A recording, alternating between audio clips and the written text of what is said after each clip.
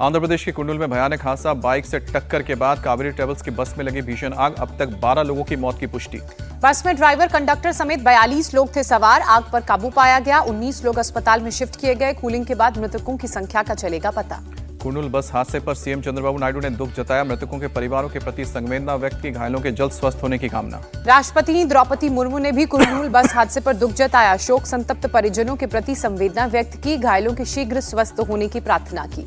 आज बिहार के चुनावी दंगल में उतरेंगे पीएम मोदी। समस्तीपुर और बेगूसराय में पहली चुनावी रैलियों को करेंगे संबोधित। सबसे पहले समस्तीपुर के कर्पूरी ग्राम पहुंचेंगे प्रधानमंत्री मोदी। भारत रत्न से सम्मानित जननायक कर्पूरी ठाकुर को देंगे श्रद्धांजलि।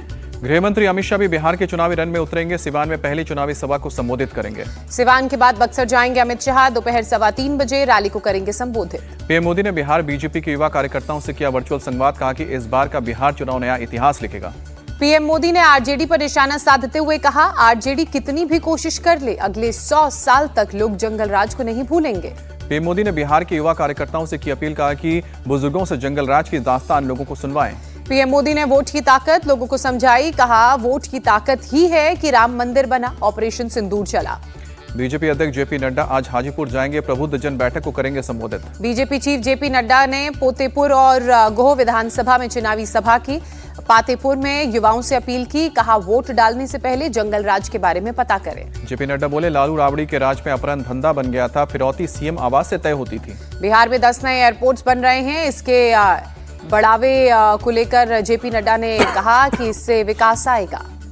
जेपी नड्डा ने सीएम नीतीश के कामों का भी तारीफ की। कहा कि यूथ कमीशन से युवाओं का जीवन बदलेगा। बिहार के छपरा में सीएम नीतीश ने रैली की। कहा, लालू राबड़ी के राज में हिंदू मुस्लिम दंगे होते थे, अब राज्य में शांति है। सीएम नीतीश कुमार ने तेजस्वी यादव पर निशाना साधा। कहा कि झूठे वादे तक महिलाओं को गुमराह कर रहे हैं। आरजेडी नेता तेजस्वी यादव भी आज प्रचार करेंगे। ताबड़तोड़ कार्यक्रम। 4 विधानसभा क्षेत्रों में चुनावी सभाओं को करेंगे संबोधित। अपने निर्वाचन क्षेत्र राघोपुर भी जाएंगे तेजस्वी यादव। 3 चुनावी कार्यालयों का करेंगे उद्घाटन। तेजस्वी यादव के साथ वीआईपी चीफ मुकेश सहनी भी मौजूद रहेंगे। 4 जनसभाओं को संबोधित करेंगे। बिहार चुनाव को लेकर महागठबंधन का बड़ा ऐलान। तेजस्वी यादव को सीएम और मुकेश सहनी को बनाया जाएगा डिप्टी सीएम का फेस। महागठबंधन में सीट बंटवारे को लेकर नहीं हुआ कोई औपचारिक ऐलान। सीपीआई-एमएल के दीपांकर भट्टाचार्य ने कहा, 95% सीटों पर सहमति बन गई है। तेजस्वी यादव ने सीएम फेस बनाने पर महागठबंधन का जताया आभार। कहा कि हमें नया बिहार बनाने का काम करना है। अशोक गहलोत ने एनडीए से लोकतंत्र को खतरा बताया। कहा, बीजेपी बदले की भावना से काम करती है, गुमराह करके चुनाव जीतना बीजेपी का मॉडल। कांग्रेस से डिप्टी सीएम फेस बनाने के सवाल पर बोले गहलोत, पहले चुनाव तो हो जाए, ये भी हो जाएगा। महागठबंधन की प्रेस कॉन्फ्रेंस में वीआईपी पार्टी के प्रमुख मुकेश सहनी ने कहा, हमारा महागठबंधन मजबूत है, बिहार में महागठबंधन की ही बनेगी सरकार। तेजस्वी को सीएम फेस बनाने पर प्रशांत किशोर का तंज। बोले कि ये पहले से तय है, अगर लालू का जंगल राज लौटेगा तो उनका लड़का तेजस्वी सीएम बनेगा। तेजस्वी यादव के चुनावी वादों पर प्रशांत किशोर ने चुटकी लेते हुए कहा, तेजस्वी अब कुछ दिन में कह देंगे बिहार को सोने की लंका बना देंगे। प्रशांत किशोर ने ट्रेन में भीड़ का मुद्दा उठाया। कहा कि बीजेपी डरी हुई है, ट्रेनों को रोक रही है। उसे पता लग गया है कि जो लोग बिहार आ रहे हैं वो बदलाव चाहते हैं। महागठबंधन में 3 सीटों पर फ्रेंडली फाइट खत्म। बाबू बहरी सीट से वीआईपी उम्मीदवार बिंदु गुलाब यादव ने नामांकन वापस लिया। आरजेडी कैंडिडेट अरुण सिंह को दिया समर्थन। वारिसलीगंज से कांग्रेस के सतीश कुमार और प्रणपुर से तौकीर आलम ने वापस लिया है पर्चा। आरजेडी उम्मीदवार को समर्थन दिया। बिहार कांग्रेस प्रभारी कृष्णा अलवरू यूथ कांग्रेस इंचार्ज के पद से हटाए गए। मनीष शर्मा यूथ कांग्रेस इंचार्ज बनाए गए। आरजेडी के सांसद मीसा भारती बोली कि दानापुर के लोग फिर बीजेपी कैंडिडेट रामकृपाल यादव को हराएंगे। मीसा भारती ने परिवार में मतभेद को खारिज करते हुए कहा, परिवार एकजुट है, तेज प्रताप के अलग चुनाव लड़ने से नुकसान नहीं।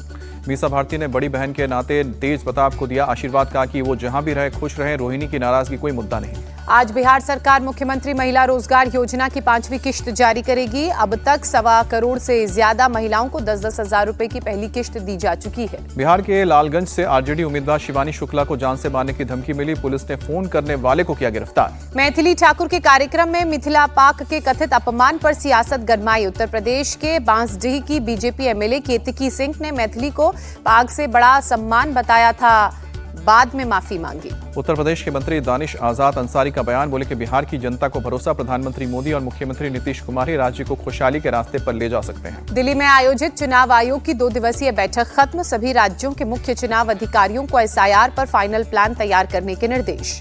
राज्यसभा चुनाव में नेशनल कॉन्फ्रेंस को समर्थन देगी पीडीपी। महबूबा मुफ्ती ने किया ऐलान। नेशनल कॉन्फ्रेंस को कांग्रेस का मिला समर्थन। जम्मू कश्मीर की 4 राज्यसभा सीटों पर करेगी समर्थन। आज जम्मू कश्मीर की 4 राज्यसभा सीटों के लिए होगी वोटिंग। पंजाब की एक सीट के लिए भी होगा मतदान। महाराष्ट्र बीजेपी के नेता रवि राजा ने कहा, बीएमसी चुनाव में कांग्रेस दूर दूर तक कहीं नहीं है। बीएमसी चुनाव में वो 5वें नंबर पर रहेंगे। रवि राजा का कांग्रेस पर तीखा हमला, कहा कि कांग्रेस के पास सब कुछ खुद के लिए विजन नहीं है तो मुंबई के लिए कहां से विजन लेकर आए। गुजरात दौरे पर गृहमंत्री अमित शाह गांधीनगर में बने विधायकों के नए आवासों का उद्घाटन किया, पौधे भी लगाए। कांग्रेस नेता अधीर रंजन चौधरी ने सीएम ममता पर साधा निशाना, कहा कि वो मुस्लिमों का सिर्फ वोट बैंक मानती है, उनके हित में काम नहीं करती। रक्षा मंत्री राजनाथ सिंह आज जैसलमेर में आर्मी कमांडर्स कॉन्फ्रेंस को संबोधित करेंगे। ऑपरेशन सिंदूर के बाद भारतीय थल सेना की यह पहली आर्मी कमांडर्स कॉन्फ्रेंस है।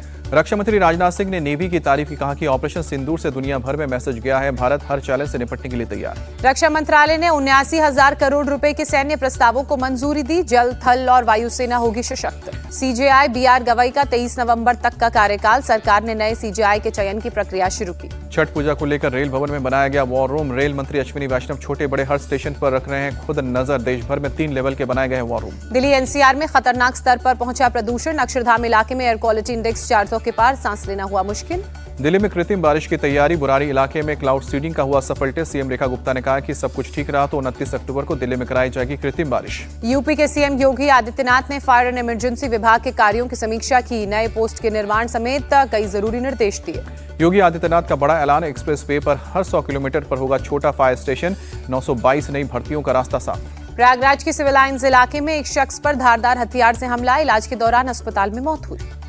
आरोपी के साथ हुई मुठभेड़, जवाबी कार्रवाई में आरोपी को लगी गोली। इलाज के लिए अस्पताल में भर्ती किया गया। यूपी के शामली में एनकाउंटर के दौरान 1 लाख का इनामी बदमाश फैसल ढेर हुआ। मारा गया बदमाश संजीव जीवा गैंग का सक्रिय शूटर था। गाजियाबाद के खोड़ा थाना इलाके में 2 पक्षों में जमकर मारपीट। गिट्टी रोड़ी को लेकर हुए विवाद के बाद चले लाठी डंडे। राजस्थान के झुंझुनू में पुरानी रंजिश के चलते घर में घुसकर युवक और उसके परिवार पर हमला। सीसीटीवी वीडियो आया सामने।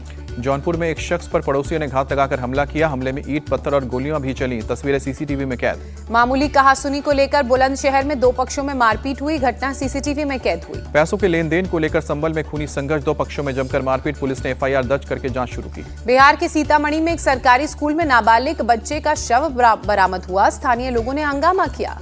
पश्चिम बंगाल के बीरभूम में स्वास्थ्य कर्मियों पर डटा एक शख्स ने नशे की हालत में नर्स पर हमला किया। सिर पर 22 टांके लगे, आरोपी गिरफ्तार। कोलकाता के एसएसकेएम अस्पताल में नाबालिग से छेड़छाड़ का आरोप। छेड़छाड़ का आरोपी अमित मलिक गिरफ्तार। एसएसकेएम कॉलेज अस्पताल का पहले टेम्पररी ग्रुप डी कर्मचारी रह चुका है अमित मलिक। अभी एनआरएस मेडिकल कॉलेज में करता है काम। बंगाल बीजेपी चीफ शामिक भट्टाचार्य ने कहा, समाज को बीमार कर रही है टीएमसी, लोगों में कानून का खौफ नहीं। करनाल में गुब्बारे भरने वाली गैस के सिलेंडर में ब्लास्ट हुआ। कई गारों और घरों के शीशे टूटे, बाल बाल बची जान। नागपुर में मामूली विवाद में चाय दुकानदार पर रॉड से हमला। पुलिस ने 3 आरोपियों को मामले में पकड़ा। उड़ीसा के संबलपुर में नगर निगम में नौकरी दिलाने के नाम पर ठगी। 2 आरोपी अरेस्ट, 62 लाख कैश और 2 गाड़ियां जब्त। गुजरात के वलसाड़ में एक पेपर मिल में भीषण आग लगी। बड़े पैमाने पर नुकसान की आशंका। हादसे में किसी तरह की जनहानि की खबर नहीं। काफी दूर तक दिखाई दी आग की लपटें। दिल्ली के खानपुर एक्सटेंशन इलाके में एक फैक्ट्री में आग लगी। दमकल की गाड़ियों ने मशक्कत से आग पर काबू पाया। शॉर्ट सर्किट के चलते आग लगने की आशंका। हादसे में किसी के हताहत होने की खबर नहीं। उड़ीसा के कटक में काली पूजा विसर्जन से पहले पुलिस ने फ्लैग मार्च किया। ट्रैफिक एडवाइजरी भी जारी की गई। उत्तर प्रदेश के मंत्री ए.के. शर्मा ने लखनऊ में छठ पूजा घाट का दौरा किया। अधिकारियों से तैयारियों के बारे में जानकारी ली। दिल्ली में यमुना नदी के किनारे घाटों पर छठ पर्व को लेकर अंतिम चरण में तैयारियां, तेजी से चल रहा है काम। मुंबई में बीती रात हुई तेज बारिश, आम जनजीवन प्रभावित हुआ। बारिश की वजह से सड़क यातायात पर असर पड़ा। कुछ जगहों पर पानी भी भरा। तिरुपति समेत आंध्र प्रदेश के कई हिस्सों में हुई झमाझम बारिश। जल जमाव लोगों के लिए बनी मुसीबत। हिमाचल के शिमला में तेज हवाओं के साथ हुई भारी बारिश, ओले भी गिरे। क्रिकेट में एक ही दिन भारत को हार और जीत दोनों मिली। ऑस्ट्रेलिया के खिलाफ one day series Indian men's team ने गंवाई तो विमेंस वर्ल्ड कप के सेमीफाइनल में भारतीय महिला टीम ने जगह बनाई। भारत की महिला क्रिकेट टीम ने शानदार क्रिकेट के बदौलत सेमीफाइनल में जगह बनाई। न्यूजीलैंड को 53 रनों से हराया। टीम इंडिया ने करो या मरो के मुकाबले में 49 ओवर में 340 रनों का स्कोर खड़ा किया। भारत की तरफ से लगे 2 शतक। बारिश की वजह से 49 ओवर का हुआ मैच। भारत की तरफ से प्रतिका रावल ने 122 रनों की पारी खेली। स्मृति मंधाना ने 109 रन बनाए। जमीमा रॉड्रिक्स ने 76 रन जोड़े। बारिश से प्रभावित मैच में न्यूजीलैंड को 44 ओवर में 325 का टारगेट मिला। न्यूजीलैंड की टीम 8 विकेट खोकर 271 रन ही बना सकी। भारत को एडिलेड में ऑस्ट्रेलिया ने दी है 2 विकेट से हराया। 3 मैचों की वनडे सीरीज में 2-0 से भागे ऑस्ट्रेलिया। भारत ने टॉस हारकर पहले बल्लेबाजी करते हुए 264 रन बनाए। ऑस्ट्रेलिया की टीम ने 47वें ओवर में जीत हासिल कर ली थी।